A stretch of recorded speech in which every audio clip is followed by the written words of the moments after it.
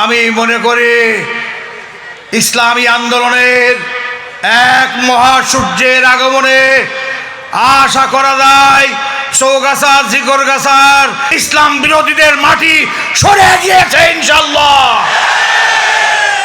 প্রিয় ভাই ও বোনেরা, মা ও মেয়েরা, এই নির্বাচনী সমাবেশে সকলকে হৃদয়ের গভীর থেকে সালাম জানিয়ে আমি বলতে চাই, জুলাই বিপ্লবের বৈষম্য বিরোধী কোটা আন্দোলনের তরুণ ছাত্র সোনামানিকদের রক্তের ইসলামী আন্দোলনের প্রবাহ হয়ে বাংলাদেশ জামাত ইসলাম এবং ছাত্র শিবিরের পৃষ্ঠপোষকতায় 5ই আগস্টের বিজয়ের পর Dhaka university, Jahangirnagar university, Rajshahi university, Chittagong ইউনিভার্সিটিতে যে ভূমিধস বিজয় লাভ হয়েছে, তরুণ সম্প্রদায় নতুন বাংলা গড়ার জন্য ইসলামী আন্দোলনের সিরাতে মুস্তাকিমের আলোর পথ ধরে রওনা দিয়ে মিনি পার্লামেন্টে যে ভূমিধস বিজয় লাভ করেছে, আগামী 13তম জাতীয় সংসদ নির্বাচনে দক্ষিণ বাংলা, আমার মহেশপুর, করতানপুর, জিকরগাছা, চৌগাছা, কালীগঞ্জ থেকে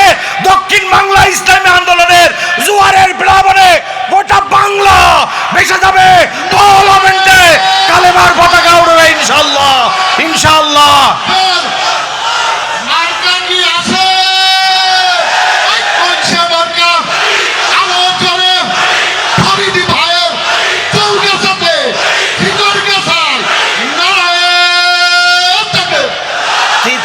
বছর 53টা বছর দলীয় সরকারগুলি ক্ষমতায় ছিল, ওনারা কি পারেন এ জাতি খুব ভালো করে দেখেছেন।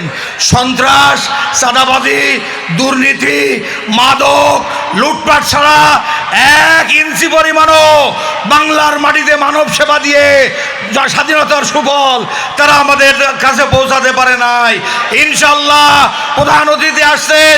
নেতৃত্ব মানে রাজনীতি মানে ক্ষমতা নয়, নেতৃত্ব বা রাজনীতি মানে ভালোবাসা, মানব কল্যাণ, মানব কল্যাণ, মানুষের জন্য বিজয় লাভ করবে আমাদের প্রার্থী, আমাদের মোস্তাফউদ্দিন ফরিদ, ডাক্তারের বিজয়। এর স্বাধীনের মালিক এই মাটিকে জুলুম অত্যাচার থেকে মুক্ত করো, বাংলাকে মানব কল্যাণের সোনার বাংলা, আলোর বাংলা, কোরআনের বাংলা, সমস্ত ধর্ম মত পরিশেষে হিন্দু, খ্রিস্টান, বৌদ্ধ, মুসলিম সকল মানুষের মানব কল্যাণের, মানব সেবার পতাকা না উড়িয়ে আমরা জামাত ইসলামী শান্ত হব না, নয় ইনশাআল্লাহ।